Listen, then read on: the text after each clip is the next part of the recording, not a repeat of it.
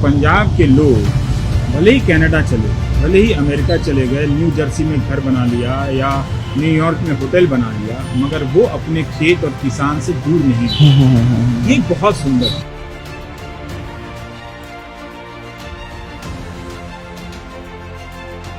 पंजाब की औलादें, उनमें वो वाकई में फौलादें हैं।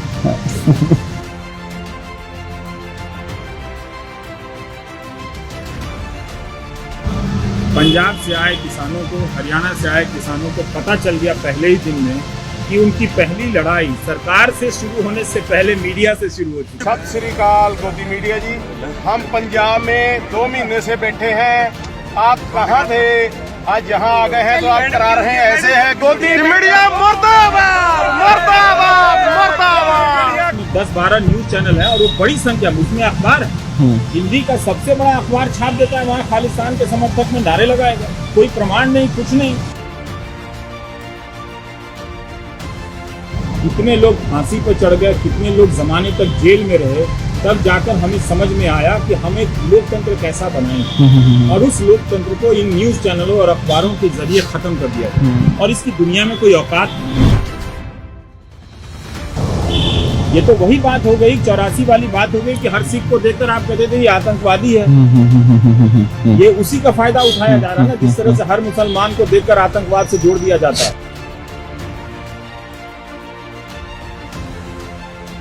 तो खाना नहीं था तो गुरुद्वारे वाले खिलाए, तो वो कैसे खिलाए? मतलब वही जी रोज खाना लेकर आ जाते हैं, हमें खिला जाते हैं। गुरुद्वारों को किसी ने कहा था तो मुझे लगा कि इस दिल्ली में लोकतंत्र की जो आवाजें उठती हैं, उसको सब्सिडी हमारे गुरुद्वारा की है ना।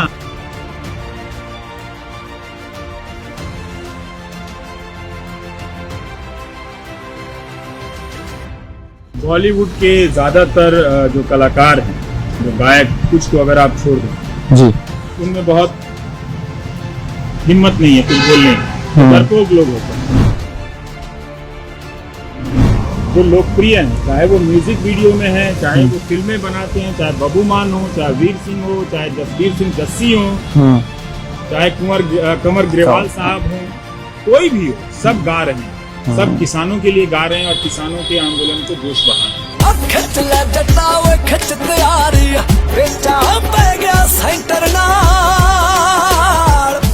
ਦੋਸਤੋ ਤੁਸੀਂ ਰੋਜ਼ਾਨਾ ਸਪੋਕਸਮੈਨ ਦੇਖ ਰਹੇ ਹੋ। ਮੇਰਾ ਨਾਮ ਹੈ ਲੰਕੇਸ਼ ਤ੍ਰਿਖਾ। ਹਮੇਸ਼ਾ ਦੀ ਤਰ੍ਹਾਂ ਤੁਹਾਡਾ ਇਸਤਕਬਾਲ ਕਰਦਾ।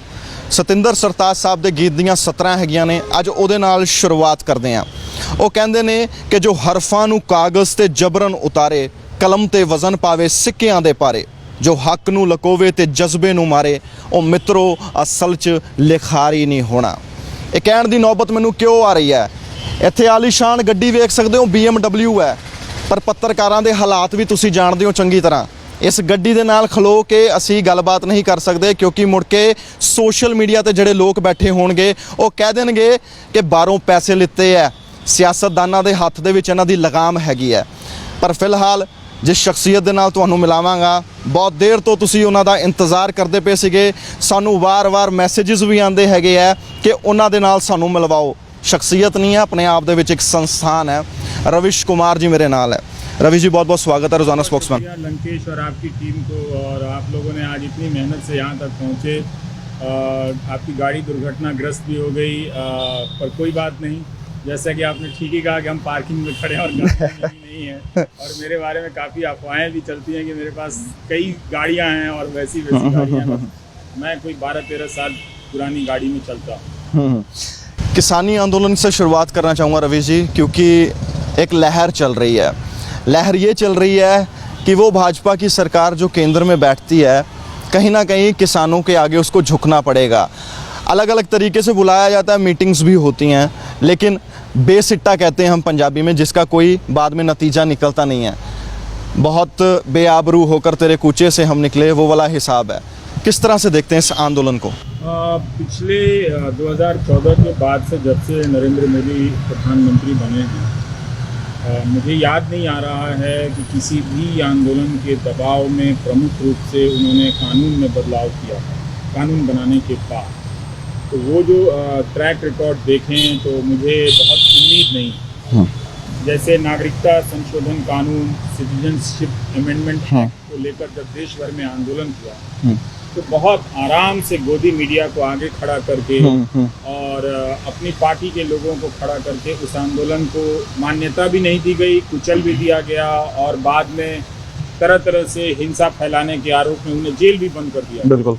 लेकिन कानून में कोई बदलाव नहीं किया गया। कन्फ्यूजन वाला भी बयान वो बहुत पहले से देते रहे। अगर आप इंटरनेट पर देखेंगे तो उनको हर कोई जो भी सवाल करता है वो कन्फ्यूजन में नजर आता है जी। लेकिन मुझे नहीं लगता कि सरकार बहुत ज़्यादा पीछे हटेगी क्योंकि वो अब इन सब चीज़ों से ऊपर उठ गई है। उसके पास पता है कि सैकड़ों की संख्या में टेलीविज़न चैनल की फौज है और वो उसकी पार्टी का ज़्यादा काम करती है। वो चैनल जिस तरह से किसान जमा हुए तो हमारे किसानों को खालिस्तानी कह देना, आतंकवादी कह देना, किसी ने जाकर बिरयानी खिला दी तो कह देना कि वहाँ बिरयानी का भोज चल रहा है, वो मर जाएं।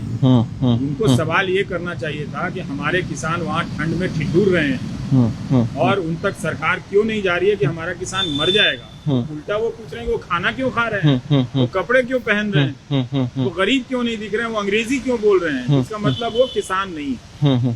तो अब बताइए मुझे कि ऐसे हालात में किसी सरकार को क्या फर्क पड़े। वो तो कानून के बारे में बता भी नहीं रहे। वो कम से कम सरकार की तरफदारी में यही कहानियां ढूंढ कर ले आते कि कॉन्ट्रैक्ट फार्मिंग से कौन सा किसान अमीर हो गया, प्राइवेट मंडियों में प्राइवेट व्यापारियों को बेचकर कौन सा धान का किसान अमीर हो गया, कौन सा धान गेहूं का किसान प्राइवेट व्यापारियों के हाथों बेचकर ज्यादा पैसा न्यूनतम समर्थन मूल्य से कमा रहा है। तो तारीफ होती सरकार पर उन्हें मालूम है कि ये हकीकत तो है नहीं, तो लाएंगे क्या। पर रवि जी ये है क्या? गुरुपुरब के दिन हमारे प्रधानमंत्री, जिनके लिए हमारे किसानों के दिलों में भी बहुत ज्यादा सत्कार है, वो ट्वीट करके ये बोलते हैं कि मैं श्री गुरु नानक देव जी के चरणों में नमन करता हूँ, लेकिन नजर नहीं आएंगे।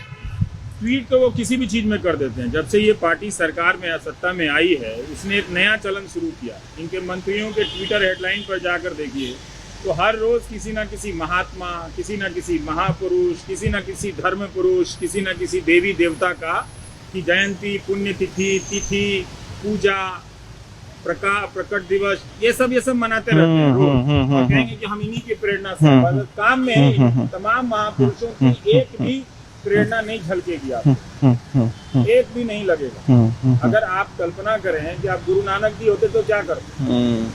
गुरु नानक जी होते तो बात करते, बिल्कुल बिल्कुल। भाई उन्होंने जिस सिख धर्म की स्थापना की है वो सभी धर्मों के संवाद का एक चरम रूप है। बिल्कुल।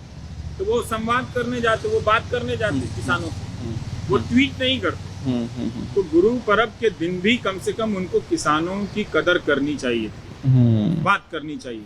पहले तमाम आंदोलन होते थे तो किसान नेताओं को प्रधानमंत्री से मिलाया जाता था। बिल्कुल। तस्वीरें हैं। ये क्या बात हो गई साहब कि आप पहले कहते हैं बीजेपी के लोग मिलेंगे, फिर कहते हैं हमारे मंत्री मिलेंगे, फिर कहते हैं आप सचिव मिलेंगे, प्रधानमंत्री नहीं मिलेंगे। क्योंकि प्रधानमंत्री अब सबसे ऊपर हो गए हैं। उनको लगता है कि किसानों के खातों में 2000 रुपए भेजकर हम किसानों को खरीद लेते।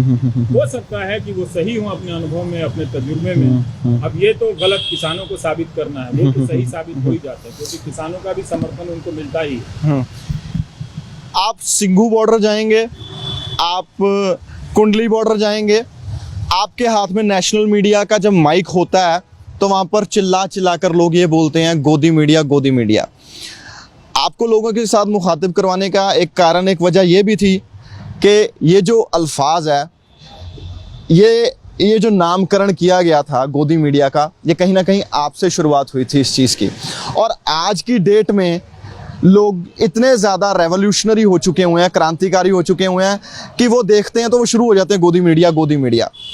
सर, एक वक्त था जब पत्रकार जब बाहर जाया करते थे इज्जत मिलती थी, लोग बिठा के चाय पिलाया करते थे, और आज की डेट में यकीन उठ जाना, ये क्या, ये सिनेरियो किस तरह से है? देखिए, मैंने लंकेश जी आपके दर्शकों को भी बता दूं कि मैंने किसी भावना में आकर गोदी मीडिया नाम नहीं दिया जी।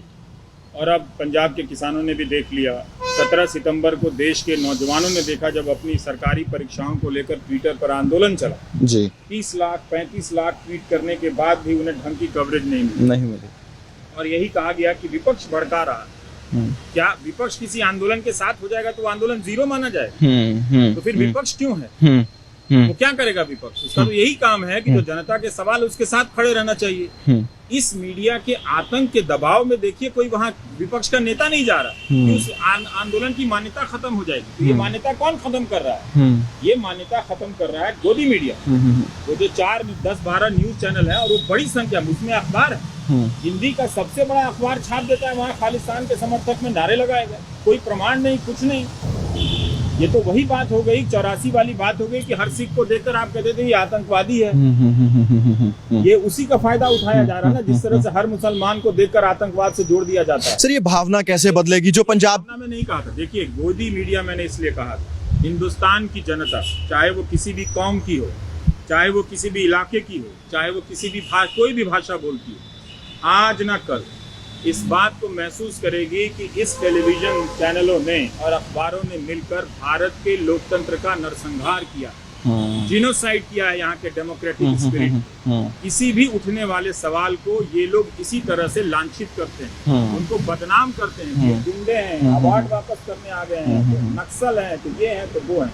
और सरकार सपोर्ट करती है। सरकार कैसे सपोर्ट करती है? कुछ दिनों के बाद आप देखेंगे कि इन किसान आंदोलन से जुड़े लोगों पर कई तरह के मुकदमे कर दिए जाएंगे, अकेले लोग परेशान होते रहेंगे, किसी को जेल कर दिया जाएगा, आसपास हिंसा करा दी जाएगी, किसी को वहाँ प्लांट कर दिया जाएगा, वो अनाप शनाप बोल देगा, उसको लेकर टीवी चैनलों में बहस होगी। ये सब होने वाला है। यही सब पहले के आंदोलनों में होता रहा, लेकिन हमारे किसान भाई नहीं देख पाए कि उनके इस समर्थन के बदले में इस देश के साथ क्या हो रहा है। ये आप नहीं देख। आज एक 83 साल के व्यक्ति जिसे पार्किंसन, उन्हें पानी पीने के लिए, स्प्रे देने के लिए अदालत को क्या कई दौर में सुनवाई करनी चाहिए, या वो कुछ सेकंड का मामला होना चाहिए, या वो मामला अदालत तक जाना ही नहीं चाहिए? जो अफसर देख रहा है, मानवता के आधार पर उसको पानी और खाने का इंतजाम कर देना चाहिए। बिल्कुल। लेकिन देश में ये हालत हो गई। गोदी मीडिया जो है, ये आज बहुत अच्छी बात है कि लोगों ने नारे लगाए, लेकिन ये बहुत अच्छी बात है कि लोगों ने हिंसा नहीं की पत्रकारों को। बिल्कुल नहीं करनी चाहिए, उन्हें किसी तरह का नुकसान नहीं होना चाहिए। लेकिन जनता को आज न कल सरकार से लड़ने से पहले अब मीडिया से लड़ना पड़ेगा। पंजाब से आए किसानों को, हरियाणा से आए किसानों को पता चल गया पहले ही दिन में कि उनकी पहली लड़ाई सरकार से शुरू होने से पहले मीडिया से शुरू हो चुकी है। सर एक चीज और बताइए, फील्ड पे जो रिपोर्टर है कसूरवार वो है या जो पीछे से लगाम चलती है? जो मालिक लोग हैं वो कसूरवार। ये समझाना पड़ेगा लोगों को भी। में ऐसे लोग भी आ गए हैं जो पार्टी की तरह से मोटिवेटेड हो गए, दोनों बात। लेकिन उसे इस तरह से मजबूर किया जा रहा है। अभी भी 90% पत्रकार पत्रकारिता करना चाहता है, वो लोगों की बात को रखना चाहता है, पर कितने लोग बात बात में अपनी नौकरी गंवाए। इस देश में तालाबंदी के दौरान ऐसे ही बहुतों की नौकरियां चली और एक सामान्य सा रिपोर्टर कितने बार इस्तीफा दिया। तो इसलिए आप जिन चैनलों को देखते हैं, उन अखबारों को पढ़ते हैं, बहुत ध्यान से अपना 200 रुपया खर्च करना चाहिए। मैं कोई अखबार नहीं लेता, कोई टीवी चैनल नहीं देखता। मैं सबसे कहता हूं कि अगर आप देश की सेवा करना चाहते हैं बिना हाथ और पांव हिलाए, तो न्यूज़ चैनल देखना बंद कर दीजिए। खासकर ये जो जितने नेशनल चैनल है और कई राज्यों के चैनल भी वही काम करते हैं। इससे अच्छा काम मैं क्या बता सकता हूँ?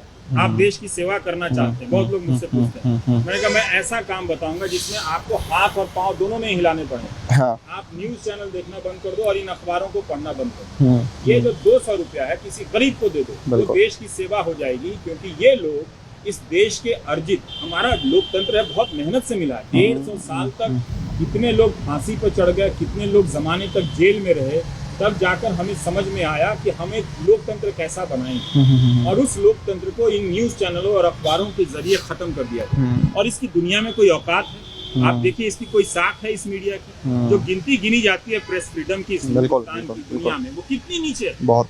तो इसका मतलब है कि यहाँ की मीडिया में वो बात ही नहीं। तो जिस मीडिया में कोई इकबाल ना हो, कोई दम ना हो, उसकी मीडिया के लिए आप अपनी जेब से 200 रुपया खर्च कर रहे हैं। मतलब आप हत्यारे को पैसा कैसे दे सकते हैं?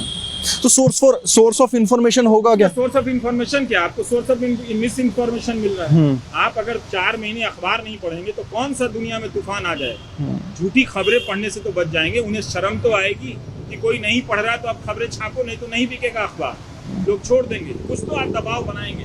जब ये लोग मीडिया पर इतना दबाव बना सकते हैं तो आप क्यों नहीं दबाव बना रहे मीडिया? ये जनता को आज न कल इस मीडिया से लड़ना पड़ेगा। रवि जी, आपने एक चीज बोली कि जो विपक्ष है, ऑपोजिशन है, अगर वो इन धरनों में जाता है, इन आंदोलनों में जाता है, प्रोटेस्ट में जाता है, तो गलत करार दिया जाता है। लेकिन कहीं ना कहीं विपक्ष की गलती समझते हैं कि वो जाकर के क्रेडिट लेना चाहता है, श्रेय लेना चाहता है। जाना चाहिए, तो लोकतंत्र का पार्ट। आप ऐसे थोड़ी आपको श्रेय मिल जाए, आपको अपना मैनिफेस्टो में बताना पड़ेगा कि आप इस कानून के बारे में क्या कर रहे हैं। हाँ, कमिट करना पड़ेगा। तो जब विपक्ष नहीं जाएगा तो हमें कमिटमेंट कैसे मिलेगा?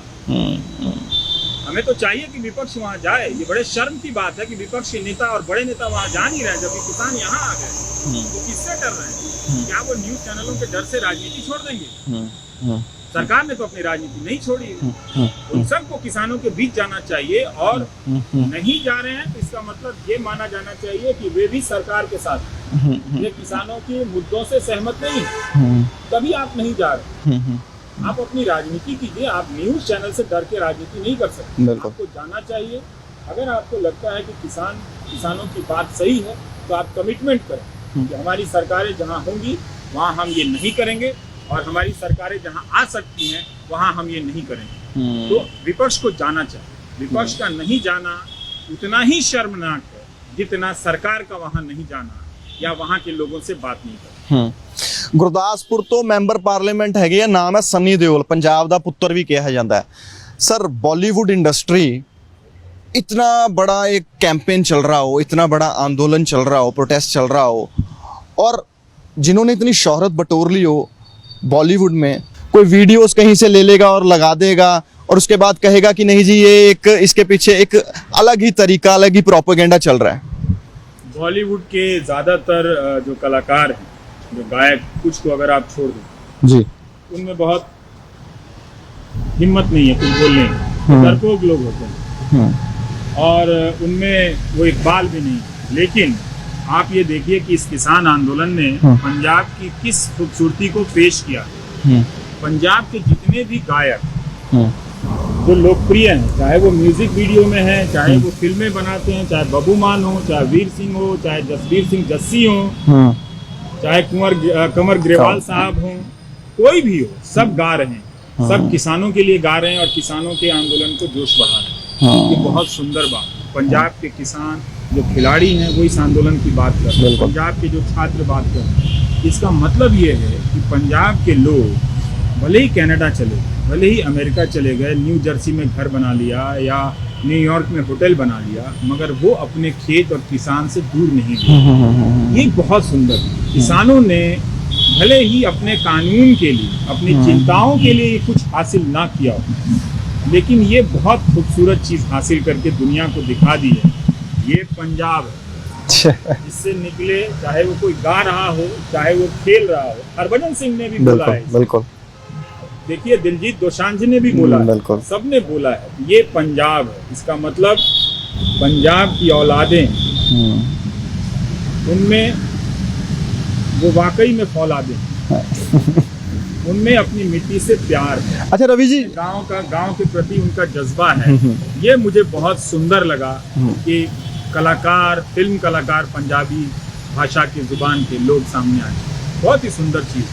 रवि जी, जब बैरिकेड टूटने शुरू हुए और सड़कें तक तोड़ दी, बस्तर जैसे इलाकों में ये होता है, नक्सलवादियों, उन लोगों के लिए वो सब चीज़ें होती हैं। जब किसान 70-80 सालों में ये कहीं देखने को नहीं मिला, लेकिन जब बैरिकेड टूटते हैं तो आप जिस तरह कह रहे हैं कि फौलादी हैं, वहाँ की औलादें हैं, क्या आपका फर्स्ट रिएक्शन क्या था जब आपने देखा? मुझे बुरा लगा था कि पंजाब के लोग क्यों ही दिल्ली आते जाते रहते हैं, जब तक उनका तो पड़ोसी राज्य है। वो गेड़ियाँ करने चले आते हैं, गेड़ियाँ निकलते सेक्टर 17 के लिए पहुंच जाते हैं रोहिणी, और पश्चिमी दिल्ली घूमकर कनाट प्लेस से लौट जाते हैं।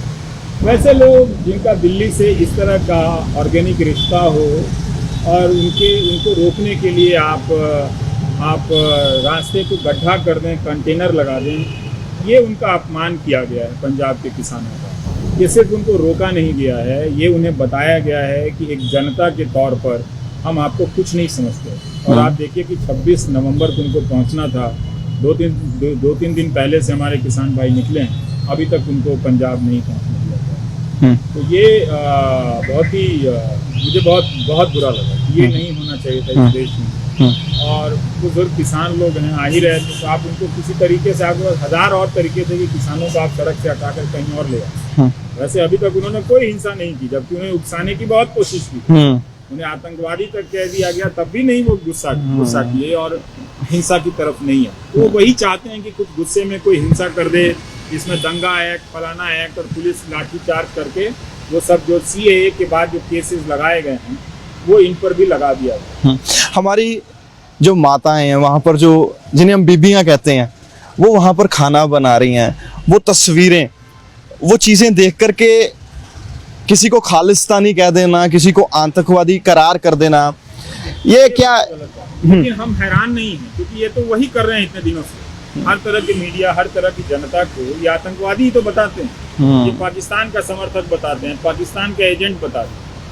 यही तो कर रहे थे 2014 के बाद से। और क्या हो रहा है इसमें? लेखक को, कलाकार को जब बता सकते हैं, कविता लिखने वालों को बता सकते हैं नक्सलवादी, अर्बन नक्सल, तो किसान को क्यों नहीं बता सकते?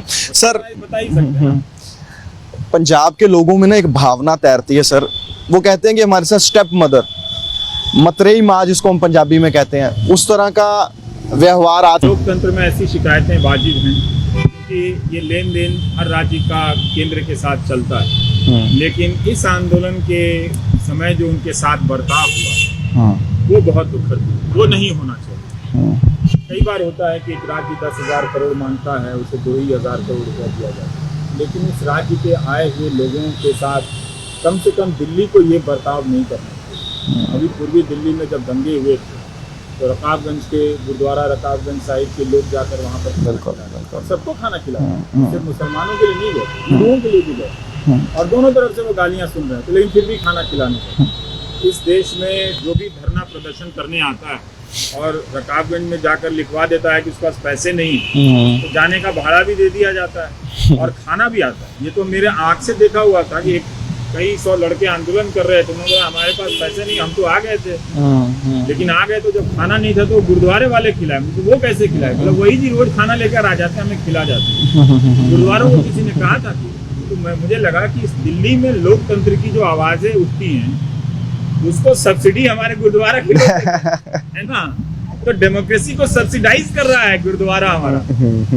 तो अब ये तो उस संस्कृति के लोग हैं, तो खाना बनाना, समर्थन देना, ये उनके जीवन का हिस्सा है। ये सुंदर बात है कि अपने परिवार के साथ आए हैं, और जब परिवार के साथ आए हैं तब हमें थोड़ा और बड़े दिल के साथ उनका स्वागत करना चाहिए। आप बातचीत ही कर रहे हैं, बिल्कुल, तो उनको कहीं जमा करके आप बातचीत कर सकते हैं, रामलीला मैदान में या किसी और जगह में जमा करके कर सकते हैं। सड़कें खोद के उन्हें ये नहीं बताना चाहिए था कि दिल्ली आपकी है, ये गलत है। और टीवी चैनलों को लगाकर उन्हें बदनाम करने की कोशिश नहीं। गोरख पांडे साहब लिखते ने कि ये सरकारां दे कोल ਇੰਨੀ ਧਨ, ਇੰਨੀ ਦੌਲਤ, ਅਸਲਾ ਬਰੂਦ ਸਭ ਕੁਝ ਹੈਗਾ, ਪਰ ਇਹ ਸਰਕਾਰਾਂ ਫਿਰ ਇਹਨਾਂ ਨਿਹੱਥੇ ਗਰੀਬ ਲੋਕਾਂ ਦੇ ਕੋਲੋਂ ਡਰਦੀਆਂ ਕਿਉਂ ਹੈ? ਇਹ ਡਰਦੀਆਂ ਇਸ ਕਰਕੇ ਨੇ ਕਿ ਇਹ ਨਿਹੱਥੇ ਲੋਕ ਇੱਕ ਦਿਨ ਇਹਨਾਂ ਦੇ ਕੋਲੋਂ ਡਰਨਾ ਬੰਦ ਕਰ ਦੇਣਗੇ। क्योंकि मुकेश जी, हम लोग दूरी भी बना के रख रहे हैं, बिल्कुल। मास्क नहीं पहना हो, और मैं हमेशा कहता हूँ कि भाई मास्क पहनिए, मुझे बहुत चिंता होती है। लेकिन ये बात तो है कि सरकार ने जितनी बातें कही उस पर बहुत तरह के सवाल उठते हैं। जैसे वित्त मंत्री निर्मला सीतारमण का बयान है 2019 में कि APMC मंडी ख़त्म कर देनी चाहिए जी। 2018 में बाकायदा नीति आयोग ने स्ट्रेटजी पेपर लॉन्च किया, आप अखबार में देख सकते हैं, इंटरनेट पे। इसमें कहा जा रहा है कि MSP खत्म कर दी जानी चाहिए, कुछ और प्राइसिंग लाना चाहिए। तो उनके ऑफिशियल डॉक्यूमेंट पर हैं। लेट श्री अरुण जेटली जी लॉन्च कर रहे हैं, अमिताभ कांत जो अभी भी नीति आयोग के बड़े अफसर हैं, CEO टाइप से कुछ हैं, वो भी जाकर उस पेपर को लॉन्च कर रहे हैं। तो सरकार कैसे कह सकती है कि हमारा वो इरादा नहीं, उसकी सोच का वो हिस्सा है। इसलिए सरकार को थोड़े और ईमानदारी से बातों को बताना चाहिए था किसानों को। और सबसे बड़ी बात यह है कि आप इतना बड़ा बदलाव कर रहे थे, तो लॉकडाउन के बहाने क्यों कर रहे हैं? जब लॉकडाउन खुल जाता तब करते आप। जब संसद चलती, खूब बातें होती उसके बारे में, किसानों को पता होता, तो उस कानून के बारे में देश के किसानों को बताया ही नहीं गया। इसीलिए आंदोलन लेट से हुआ। पंजाब के किसान भी देर से जाने। अजीत अखबार में सरगोशियां एक कॉलम आता है जी, तो उसके पत्रकार ने बताया कि उन्होंने 6 जून को ही आर्टिकल लिखा था कि ये गड़बड़ है, लेकिन तब भी लोगों को ड्राफ्ट देखने में, अध्यादेश का मसौदा देखने में बहुत समय लग गया। तो चुपचाप अंधेरे में करने का काम तो सरकार ने किया। नहीं, अब होगा क्या रवीश जी? बहुत सारे लोग कहते हैं कि ये रद्द ही करवाओ, कुछ लोग उनमें से ये भी कहते हैं कि अमेंडमेंट्स होनी चाहिए। सरकार रद्द नहीं करेगी, और मुझे नहीं लगता कि अमेंडमेंट के बारे में भी मुझे नहीं लगता कि हमें शायद यहाँ से जाना पड़ेगा जी। मुझे नहीं लगता कि यहाँ से सरकार पीछे हटेगी, क्योंकि वो किसी मामले में लंकेश जी पीछे नहीं आ। देखता हूँ पंजाब और देश के किसानों का ये इम्तहान है, और ये बड़ा दुख की बात है कि उन्हें छोटे किसान और बड़े किसान में बांट दिया गया है, अमीर किसान और गरीब किसान में बांटा जा रहा है, जबकि किसान जो है वो अमीर नहीं है। पंजाब का किसान ठीक ठाक है, खा पी लेता है, अपना काम चला लेता है, पर वो भी बहुत तकलीफ में है पंजाब का किसान। तो ये बंटवारा नहीं करना चाहिए, तो इसलिए लंकेश जी मुझे लगता है कि ये बहुत दुख की बात है। ਦੋਸਤੋ ਅਸੀਂ ਪਾਰਕਿੰਗ 'ਚ ਖੜੇ ਹੋ ਕੇ ਗੱਲਬਾਤ ਕਰ ਰਹੇ ਸੀਗੇ ਤੇ ਨਾਲ ਸਾਨੂੰ ਤੁਰਨਾ ਵੀ ਪਏਗਾ, ਥੋੜਾ ਜਿਹਾ ਦੂਰੀ ਵੀ ਬਣਾ ਕੇ ਰੱਖਾਂਗੇ ਕਿਉਂਕਿ ਵਕਤ ਜਿਹੜਾ ਹੈਗਾ ਕੋਵਿਡ-19 ਦਾ ਹੈਗਾ ਤੇ ਬਿਲਡਿੰਗ ਦੇ ਵਿੱਚ ਜਿੰਨੇ ਲੋਕ ਰਹਿੰਦੇ ਨੇ, ਮੈਂ ਨਹੀਂ ਚਾਹੁੰਦਾ ਕਿ ਸਾਡੇ ਕਰਕੇ ਜਾਂ ਪੰਜਾਬੀ ਨਿਊਜ਼ ਚੈਨਲ ਦੇ ਕਰਕੇ ਉਹਨਾਂ ਨੂੰ ਕਿਸੇ ਤਰ੍ਹਾਂ ਦੀ ਦਿੱਕਤ ਹੋਵੇ। ਮੈਂ ਬੜੇ ਸਾਫ਼ ਜਿਹੇ ਤਰੀਕੇ ਦੇ ਨਾਲ ਰਵੀ ਜੀ ਦੇ ਕੋਲੋਂ ਗੱਲਬਾਤ ਵੀ ਕਰਾਂਗਾ। ਸਰ साथ साथ में इस तरफ आ जाते हैं। तो मेरा सवाल सर ये है कि बड़े ही आपने जिस तरीके से बोला कि नहीं पीछे हटेगी सरकार, जो किसान वहाँ पे बैठे हुए हैं उनमें एक अलग ही जज्बा, एक अलग ही उबलता हुआ खून है कि पीछे हटवा के मानेंगे, तो ये कहाँ पर आकर के तालमेल बैठेगा? अक्सर लोकतांत्रिक प्रक्रिया में कोई बीच का बिंदु ढूंढा जाता है, देखते हैं, पर जो अनुभव रहा है उसमें सरकार तो पीछे नहीं हटी। अब तक देखना चाहता हूँ कि क्या किसान वहाँ तक लड़ाई ले जाएंगे। सीए में क्या हुआ, कितने महीने तक चला, देखिए उसके समानांतर वो गोली मारने के नारे चल रहे थे इस देश में, तो किसी को कोई शर्मिंदगी नहीं, मंत्री तक गोली मारने के नारे लगा रहे थे। तो आपको लगता है कि उसमें इतनी संवेदना होगी कि वो किसानों की बात मानेगी? मान लेगी तो मैं कहूँगा अच्छा करेगी। शाहीन बाग की दादी जी कल गई थी मिलने उनसे, उनको भी गिरफ्तार कर लिया गया। कोविड के कारण उन्हें नहीं जाना चाहिए था जी हाँ, पर वो पत्र लिखकर अपना समर्थन दे सकती थी। समर्थन जरूर देना चाहिए था, क्योंकि उन्हें समर्थन देने के लिए पंजाब से लोग आए थे।